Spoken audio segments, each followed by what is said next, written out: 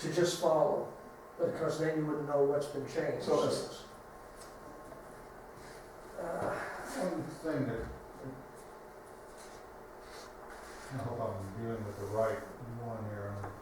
This We is- talked about sensitive receptors rather than occupied structures and all that. We don't define a sensitive receptor, I don't think. I didn't see it. We haven't done it yet, but it's going in the definitions. Okay. It's basically a combination of those that were under protected locations and Yeah. sensitive receptors. Because before. EPA defines it, and they don't include personal residences generally. DEP uses protected locations, they just do the same thing that I'm doing, except I thought sensitive receptor was a more inclusive term than protected location. EPA, You can go either way. yeah, I'm just saying, they don't include residences as a general rule. It said it may include hospitals and Right. childcare and whatever. Every wind farm ordinance I've read includes residences as one of those, along with hospitals. In fact, if you want to be in one of the most noisy environments there is, go to a hospital. I know.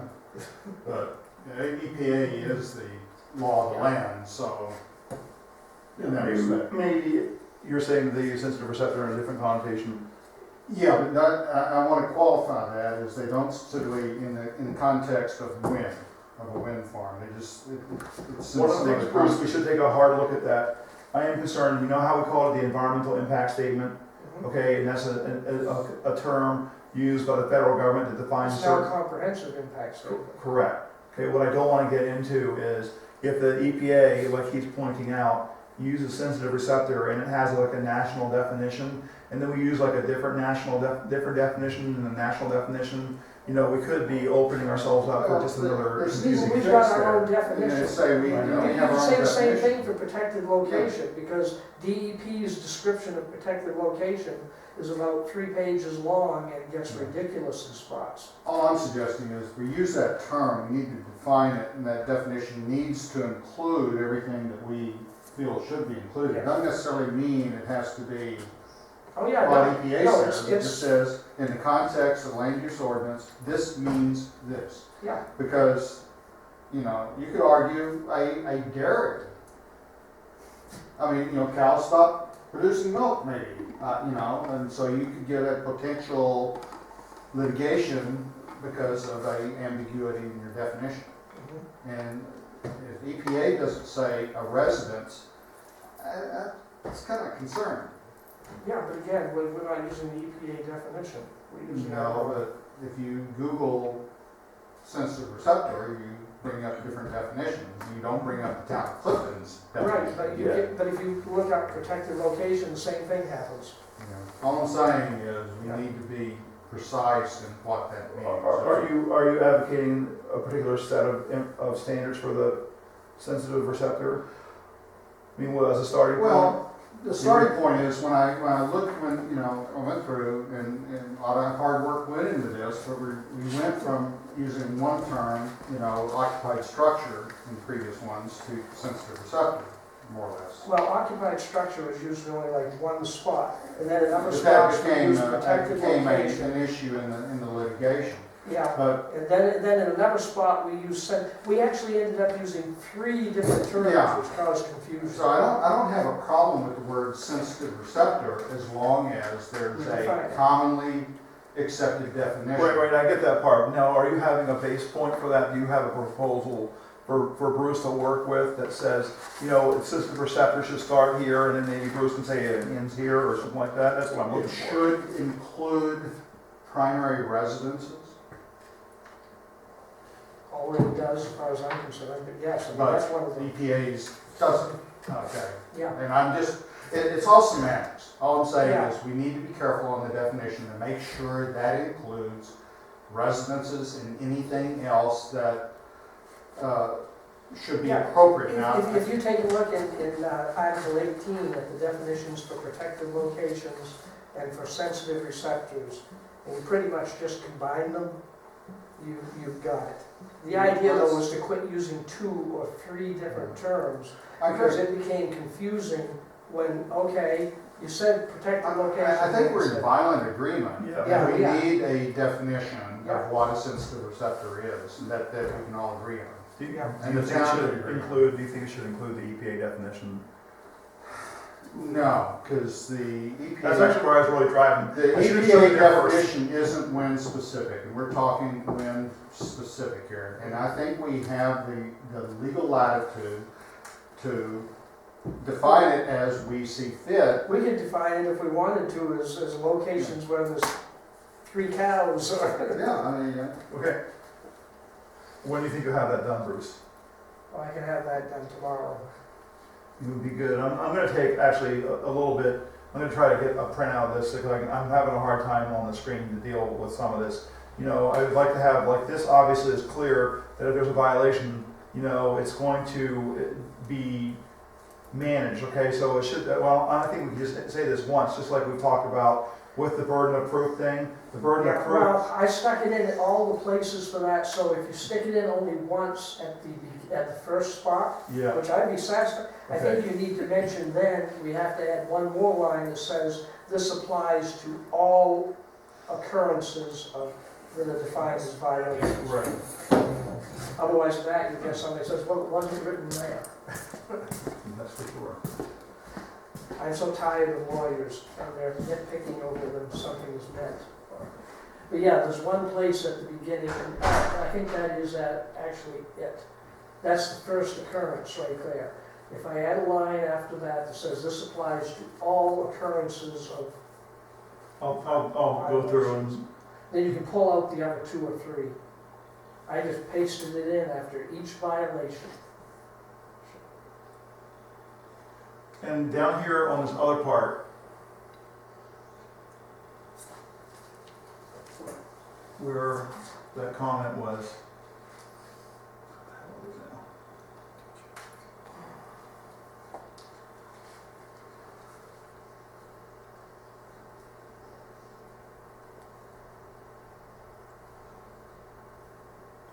Right, this whole section here, we're in the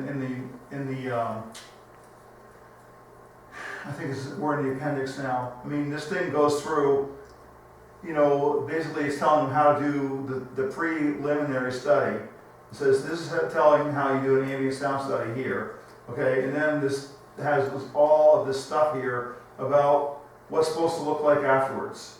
Right, and you see it's all been crossed Yeah, out and so- moved to other places where it belongs. All right.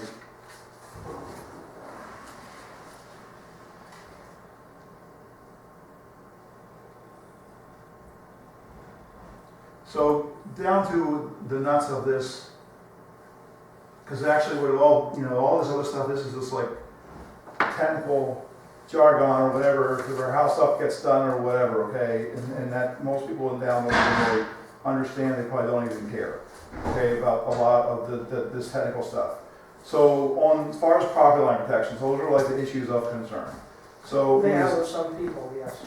so, I mean, is there an interest in looking at, you know, specifically what can be done at a property line? I'm not saying 4,000 feet, I'm not saying a mile, I'm not saying 2,000 feet at a property line or any particular thing. Just the concept of looking at, you know, what can be done at property lines, is that even an interest item?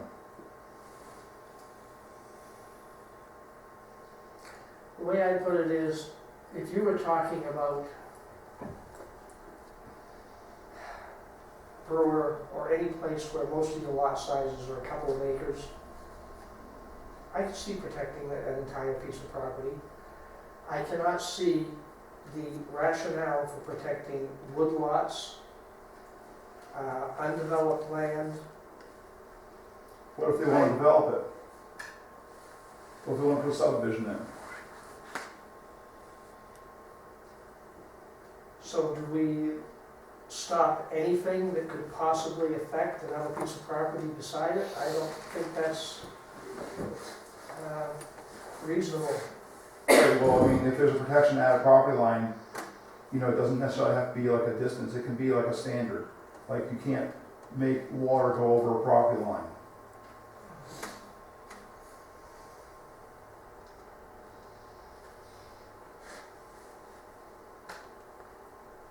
I just don't see any way of doing things at property lines with the type of lots you had in Clifton that doesn't inflict. It's, what you're doing is you're taking rights from one person and giving them rights for one person's property and giving them to another, and there's a balance, and there's the balance you protect. I don't know, I know these two people disagree, but quite frankly, you know, I got 10 acres of land. I care about right around my house. Do I really care if there's a little more sound? Is it gonna hurt me? Is it gonna bother me if on the back acreage it's a little louder? Most of the time that I'm out there is gonna be when it's louder anyway. I'm not gonna go out there sleeping out there. Why would you establish a separate standard for one type of business and then ignore it for all other businesses Right. that might generate sound, other different kinds of sound, whether it's a quarry or a woods cutting operation, something like that? Well, in a way, you just made my point, because you can't let water come across the property line. Right. So why would you let sound come across the property line? Right, so maybe we should be looking at property lines. No. If you're looking If at, you're gonna do that, I wanna limit it off people's residential property as well. no, And then next time that there's somebody that makes a noise I can hear from up there, from the dogs barking down back to anything else, I know, that's the, I wanna call the police and say, come stop their dogs from barking. I know. I know, and I kind of, I agree with you, but I mean, that You want something that's annoying, have the dogs start up because they're chasing a skunk or something else at 12 o'clock at night, No. keep going until 3. I got one step back, do fireworks down in the pond all hours of the day and night. But you guys don't regulate dogs and music, We should maybe. you know, Well, we unless theoretically it's could. coming from, Well, unless you're permitting a kennel or a dance hall or something, you know. well, actually, there actually is a noise portion of the ordinance. I know, and In Brewer, I finally got a ticket because the dogs were barking after 9 o'clock at night. I want to forward to you because something like 65% of the parcels in Clifton are less than 5 acres, and something like 35% are less than, well, there's even more than 35% are non-conforming, they're less than 2 acres. So They're I'll also send you all the in breakdown. shoreland, and we've put the entire shoreland into protected area, well, what now is called the protected area. And it's going to be in the sensitive receptors. They're protected. But that's not, you know, it's not uniform. I will give you that most of the Wait a tiniest minute. ones are, I want to understand what you said, so let's just say it again, so, I mean, we just didn't pick it up. What's not uniform?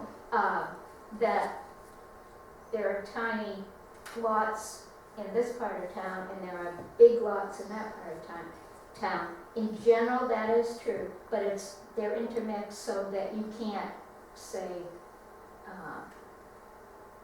that all of the lots under 5 acres are gonna be, Right, well, when you not started gonna the whole thing that you kind of started from at the very beginning, you started to say, I want to send you a list of lots that are small, because I want to show you that there's a bunch of small lots in Clifton. That's how you started. So I'm trying to tie together this showing us the small lots in Clifton. well, I'm not, I can't remember if they have the number, yeah, they probably have map and lot numbers associated with it, but it would be just a table that shows you what the size of lots in Clifton is. And how many percent But are then, below a like Bruce certain. pointed out, most of those lots are along the water. And there's a few that are not, but most of them are, and they're already protected. But my point being that where do you say, you know, I'd be willing to go with something, well, maybe I wouldn't, but, you know, if you have 5 acres or less, your entire lot should have the same sound What if, so why not? or something like that. I think, actually, on the current project, that, if we use that, that would be the case. You know. That's definitely the case on the one that we have now. just so you know, just saying. I know, but I said, Actually, that wouldn't be hard to write in. You could actually say on a lot size of 5 acres or under, I'm not sure if 5 acres is exactly. Or whatever, You could say that the entire lot will be at whichever is the lower standard for that lot. I don't think that's really treating all property owners fairly. See, it doesn't matter what we try to do, if you're gonna come up with an objection. That's not you true. want more. All I want to see is that a person's entire property is valued in your eyes as the same, yeah, not just where my house But is. the entire property isn't valued the same for taxes or for just about anything else. that actually is a good point, that I didn't think of that, but you measure the first, like, I think in the 2 acres, you get your house in 2 acres, is taxed at one level, and then if you have, then it's over 2 acres, it's considered excess acreage. That- Yeah, that first 2 acres is like $26,000 or $28,000 or something, and after that it goes down. It's something small. Yeah, But it doesn't go down in value to me, but, you know, to someone's property. I went from having 3 acres to 10 acres, and I value every square inch of my acreage. I really do. Like, honestly, we enjoy our entire property, well, what I day think, and night. I think of 2 narrow, long lots. On one of them, the house is up next to the road. On the other one, the house is back 1,000 feet from the road. And in your scenario, they would both get the same protection, but one might be naturally protected because it's farther away. So there's no rhyme or reason to having 100 feet from a house if you've got 2 if you're sound basing it on standards, right? protecting people's health and welfare, that is the rationale. Yeah. It's something to consider, I didn't really ever think about doing it by lot size. And the other thing is, when you talk about things that cross over lines, so if somebody makes a pig farm next to your place, do we start regulating smells? Well, we do. We do, actually. Yeah, It's exactly. public nuisance. You weren't in when they came in that selectmen's Yeah, meeting. I when they- remember that, but at the same time, it's next to impossible to actually regulate. Well, I mean, clearly the sound thing is hard to regulate, and there's a whole difference because sound, as much as I like the concept, I mean, the general principle of the water issue, because it's been around for like a long time, it's deeply ingrained in everybody, and there's a certain number of years storm you have to calculate for in order to size your culverts, everything else. Everybody understands it is crystal clear. Definitely it's easier to control water than to control sound, because you never have anybody on a property line, or inside a piece of property with a fire hose connected to a fire hydrant. You're just willy-nilly squirting the water out, but you do have people on properties, either they have a party, they have fireworks, they have animals, they yell at their spouses and their kids. I mean, all the different scenarios of doing that. They have sawmills, they run wind turbines, they run automobile shots, they drive four-wheelers. I mean, the sound is a more complicated issue. I mean, if I was a four-wheeler person and I heard a track of four-wheelers going around, and I really like four-wheelers, which I'm not really keen on, but if I liked them, I'd be going, that's cool, I want to go over and check them out. But if I don't ride four-wheelers like I don't, I can't freaking believe they're still running them at 10 o'clock at night. Part of the problem here is you have people who are not going to be happy regardless of what kind of sound, high frequency, low frequency, any frequency, coming from one kind of anything. And then you're going to have those same people say it's okay to have this loud sound coming from here because we're used to it or we don't mind it. But the truth of the matter is, an emergency room has more low frequency sound than any other recorded professional place, an emergency room. And like what Mike was saying, if you go out there and you measure those trucks, it's just because people have gotten used to 70 and 80 dBA and low frequency, that every single time a truck passes this road, it violates the Clifton Land Use Ordinance as it's written. Every single time. But you don't want to have wind farms, or you don't want to have a turbine that you have to look at, so you're going to find something, whether it's low frequency or infrasound, and Hessler has said it's non-existent. sorry, you can come up with all kinds of reasons why you think low frequency DBC is going to drive you out of your mind.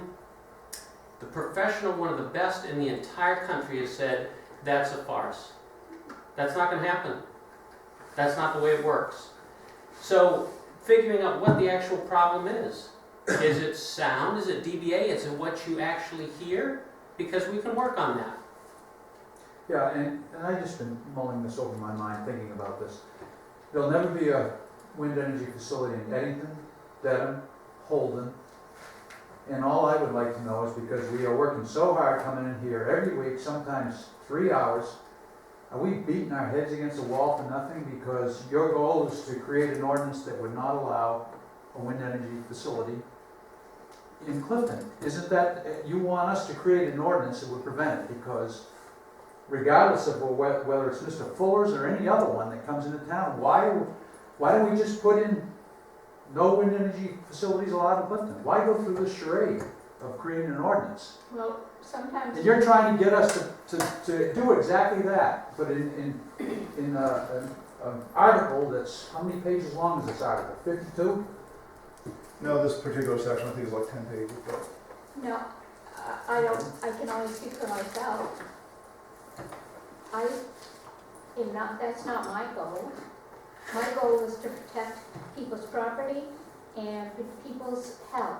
Well, then why did Peter say at one of the early meetings when we had the DBA at 4,000 feet, listed at 40, that if we could get it down to 35, and asked him if he would be happy with that, and he said yes. So then when we did change it, he's still not happy. You'd have to ask him, I don't know.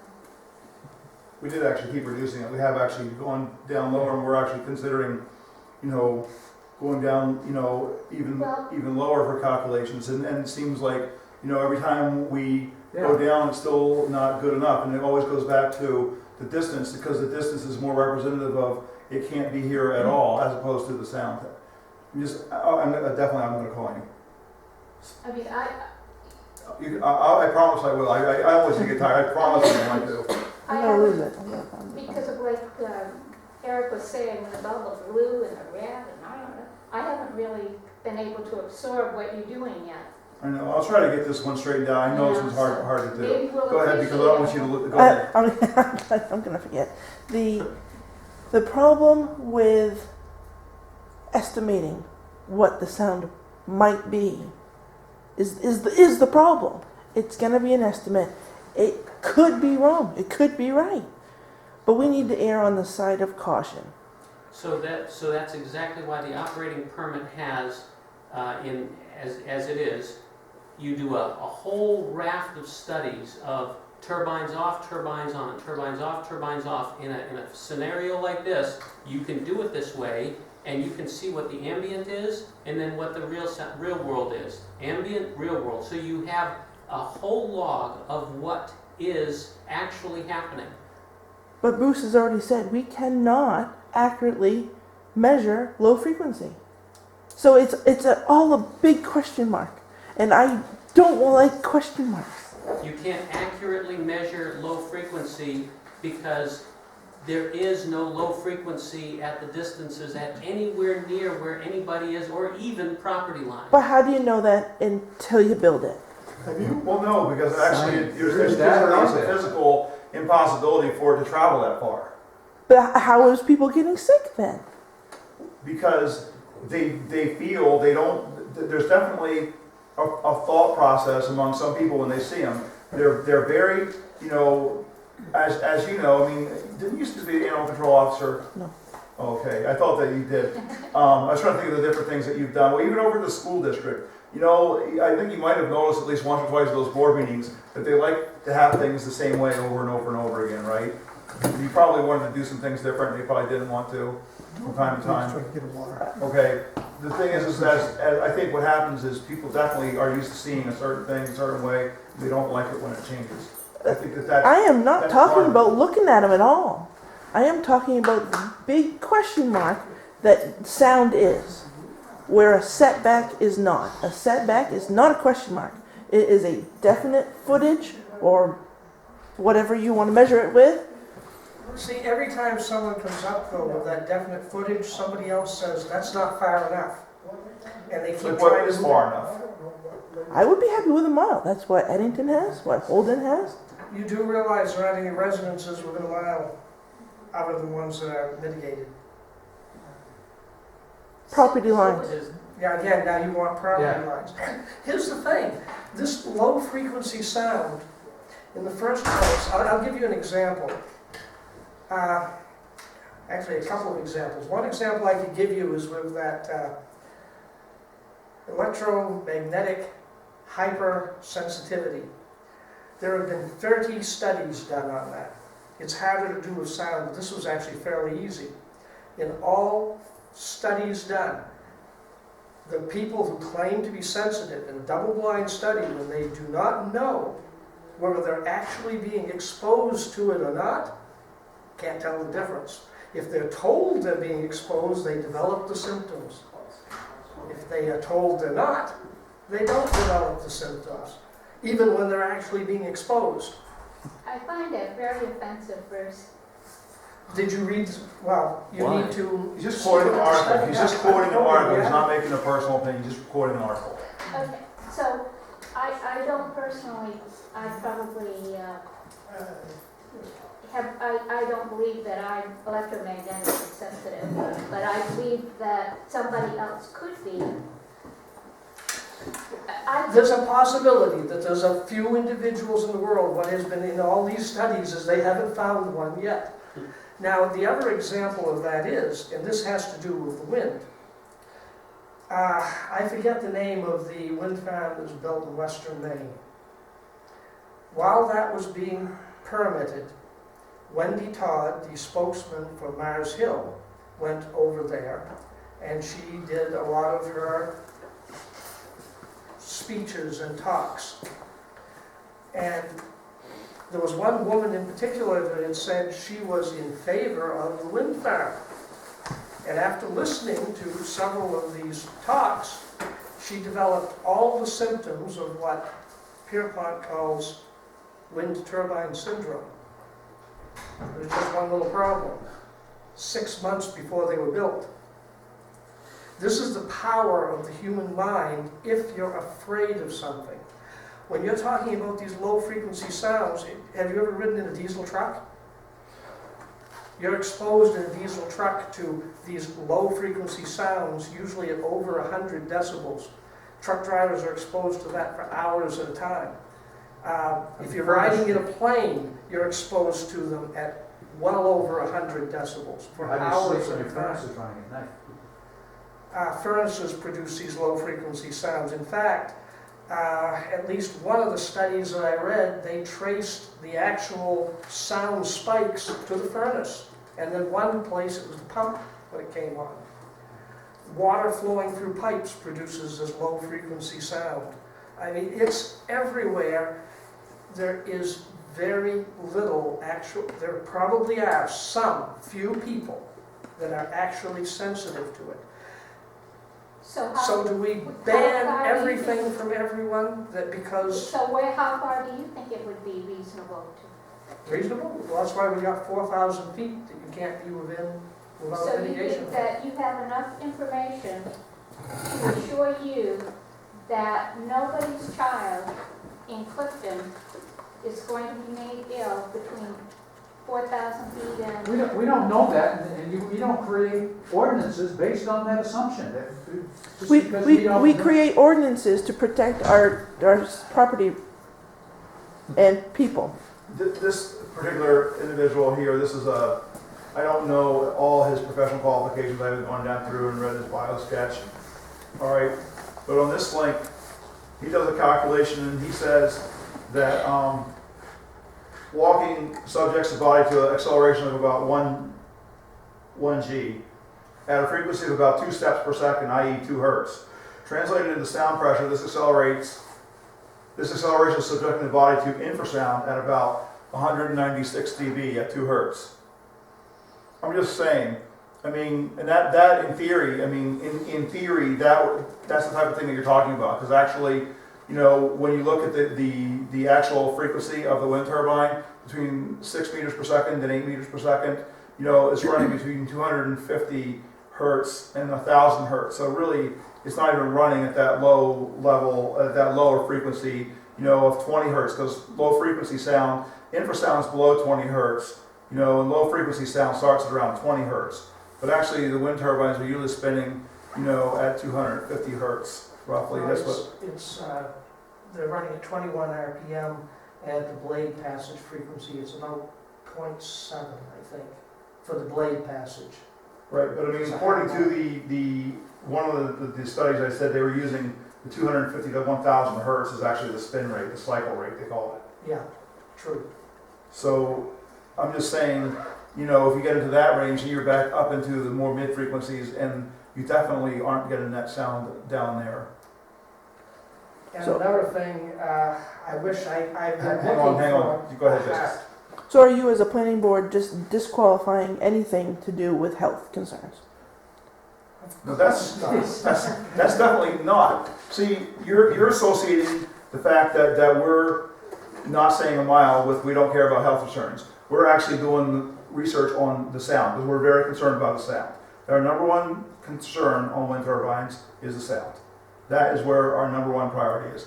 How to ensure that the sound is adequately controlled. But it's hard to control, it's hard to test, it's hard to measure. It's not hard to calculate. It's not Not hard to calculate dB or dBA. either. Actually, it's not hard to calculate either one.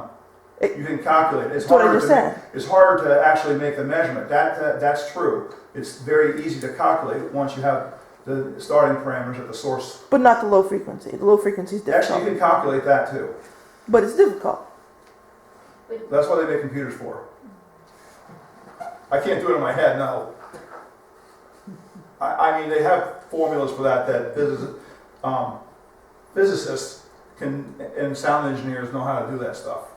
Because I can remember a couple weeks ago, Bruce brought up a whole report about DBG and how that's the low frequency that we should be using. Actually, we then brought up a report the week after, which Bill discovered, showing why DBG, the way it's measured, is completely inappropriate for wind turbines. It's like a gas And if you've turbine been thing. reading any of these things, you would have seen that. The Cooper report, I believe it's called, from Australia, showed this was a guy that basically took a look at the earlier one on and the DBG is a way of measuring low frequency sound, but it was tailored for gas turbine plants. It's another one of those things they did just to try to tailor a particular measurement for a particular sound source. And it turns out the DBG doesn't measure the super low frequencies at all any better than dBA or dBc, and it actually accentuates the ones around 20 hertz, which is the frequency that gas turbine power plants produce the most of, so they were trying to tailor it around that. Turns out, yeah, DBG, when looking into it further, was not a good way of analyzing wind turbines either. It's just like half of these other things. They've been proposing one method after another to try to measure these. And one thing after another, people have, I could say, pulled it out of a certain place and presented that as how we're going to do it. And it hasn't worked. So if we don't have anything that works and everything's continually changing, why don't we stick with something solid? Because they are getting down to where we know now how many things are irrelevant. If you're exposed to all this low frequency sound, one of the things I would love if you could find it for me there, Carol. Mm-hmm. I keep finding sources that say the infrasound from the human heart inside the body is over 100 decibels, but I can't get an exact figure on it from anybody. Do you have to be alive? You must have to be alive to document that. I'll see if there's some way that I can't do that. No, but that's what they've been saying. Your own body produces these sounds. If I stick my sound meter against my chest and set it for dBc, I get a reading higher than I get in the room. Mm-hmm. This stuff is not as dangerous as everybody has been making out. So You're right there, exposed you're to it. saying that basically all these health concerns are not relevant. They are relevant if they're too loud, and if they're too loud, if you're too close. And for all of the things that have shown actual health problems, almost all are under 3,000 Yeah. feet. Most of them are around, most of the things that you see is like one of the studies that I just looked at again today, because somebody said it, and it ended up being in the link. One of the earlier studies, they have 42 different individuals, all self-reporting problems. So again, it's not the thousands of people that live in the area, it's 42 people that have self-reported that they're affected by wind turbines. At what distance? That's just it. Most of them were at 300 and 400 meters, which is 1,200 feet roughly, 900 to 1,200 feet. You run into this over and over, and then you have a rare person at distance that claims they're affected. Updated regularly. I don't think they're so rare. Well, All right. even in Falmouth. We're not really solving anything anymore tonight, and there's definitely a difference on the floor. We have to come to some resolve on this in the next couple of weeks. So,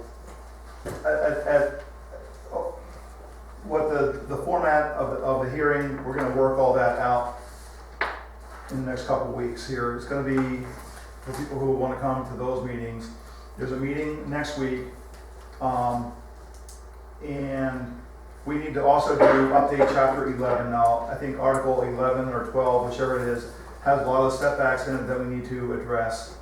And then that's Wednesday, right? The 26th is Wednesday. And we're gonna meet again a week from tonight, Thursday. And this is where we're gonna put together the slides and finalize this. Now, Debbie was supposed to get the cost of a stenographer, which she didn't email me about the cost of a stenographer today. But we need to get that together because we're considering hiring a stenographer to take the notes at the meeting. Because it is going to be, while we're videotaping it, that's why Dave is videotaping this night so he can learn how to use this darn camera so he can get it on the computer. It seems to be a little bit of a fun time. So we can make sure that we have a video of those public hearings. That's the goal, but it would be a lot easier if we have a stenographer so that we could go through and read the text as opposed to trying to fast forward back and forth or whatever for something that was important to us to be able to address and deal with at the second hearing. So next week, those two things, we gotta get those things together. I'll try to encapsulate some of those comments for the public comment responses for today. So we're both Wednesday and Thursday. We're both here next week, Wednesday and Thursday. Thursday, the goal, there won't be any presentations, there won't be, I'm hoping, that we won't have any, not to put the public off, but no public interaction on Thursday, because we really need to get our slides together for how we're gonna do it, and we need to have an agreement on exactly what that's gonna look like at the public hearing, for how we're gonna do, how we're gonna set the room up and how we're going to, enable the maximum number of people to come in and speak, and how it's gonna be handled, whether there be any QA or not. I mean, those are things of consideration. Do we want people to come up and just speak and then just leave and then we don't do anything? Next, that's a possibility. Another possibility is they come up and then say, okay, and, you have like 1 minute of questions or whatever, but certainly we get really informal with these discussions here, because we don't really have a lot of people here tonight, and I know people who are here tonight are always interested and they're always here, so it's more worthwhile to have discussions with people who are always here. Next, at the public hearings, I would expect that people will come who are only going to come for the public hearings, and they haven't been privy to all this, and we need to make sure that, while obviously it's nice to have more people here regularly, they're not, and we want to make sure the maximum number of people can get through. So just think about processes, stuff like that, how that might look, how that might work. That's what we should be thinking about for a week from tonight to do it. Are you gonna have the hearings here, or? We're gonna, yeah, they're gonna be here.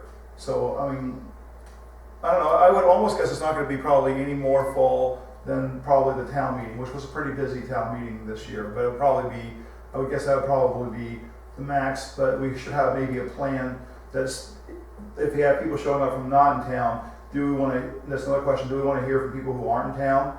Or people who, we need to build like a cut chart, if we have, for some reason or another, have like a ton of people here, then we're gonna have to prioritize. But I don't wanna be prioritizing at the public hearing.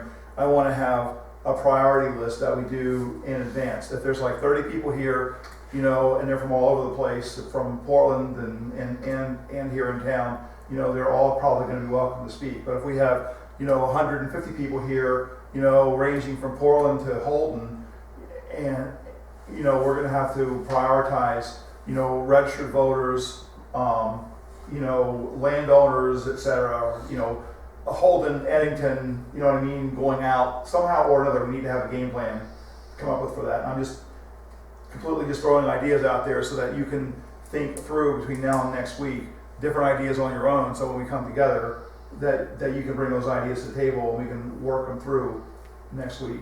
And none of those ideas might work, but they need to be thought through. I don't want to have the thought of the idea the first time Thursday night. You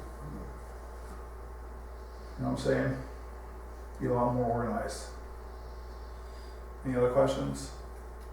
Did the medical marijuana provision get put into the? We have it in there right now. I haven't actually, Paula had made some good suggestions on some things. I asked Linda in Brewer why, one of the questions she put forth was, why can people who are, why can people smoke on site in the ordinance? And apparently they smoke on site in Brewer if they're patients. And she said because some of the clinics, they provide on-site treatment, and they, I guess, felt, the attorney felt that there shouldn't be a different treatment, a different standard for a person shouldn't be penalized if they're a patient working at the clinic and they wanted to get treated on site because they did do some on-site treatment, that there was really no difference in the patient, you know, whether they're an employee or not. That was the attorney's feeling. So I don't know if that really. Well, that was what I noticed, was Hampden's and Brewers addressed that differently. Right. Hampden said no consumption on site. Which is what you'd like to see? She just was, no, she doesn't really have a strong opinion about it. She's just making me aware of it. She just asked me to Right. run through it. Yeah, and she did. And then and that's when I asked Linda, because I clearly didn't know. And that's what she told me that their attorney told them. Okay. So that was the reason for it. So I don't know whether we should make it any difference or not. I don't think it really makes a difference. And to me, that one sentence that says 1,000 feet from the, I can't understand that sentence for some reason. It always confuses me. Yeah. I'll have to reread that. I think it's similar to the sentences that there are on adult entertainment, like they have it to be 1,000 feet from a church and stuff like that. What? Yeah, but why? That's one I question. Why? I mean, it's a business. Well, you know, I don't understand either. I think that there's definitely, I mean, I can see both sides of it. There's definitely a stigma associated with. But these are for medical reasons. These Well, I people know. come here, I'm- they're gonna light up as soon as they walk out the door. Well, no, I know. I'm agreeing with you. It's not the same as the Colorado rule, which says that you can, you know, you can just buy it for commercial use. I know. We should, and maybe we can talk about that a little bit at one of the next, maybe next week. We should have time. I don't think. Should it be just like California? You just walk down the street and there's a guy who's actually got an MD, $100, I'll write you a prescription. In Portland, you can buy it for, Apparently, you're allowed to smoke in Portland now. I guess you think. you can buy it, smoke it in Portland. Alright. But I'm just saying, I mean, and maybe there's some thought to why does it have to be that far away in town. You know, I don't know. Like I said, the reason for me for doing it, if you read through a lot of things we're talking about, is trying to distribute some of these types of things out into the communities, not having to go to Bangor or Brewer or whatever, or Portland or Lewiston or Waterville to do some of this stuff. I mean, that seems to be a trend. It's a perfect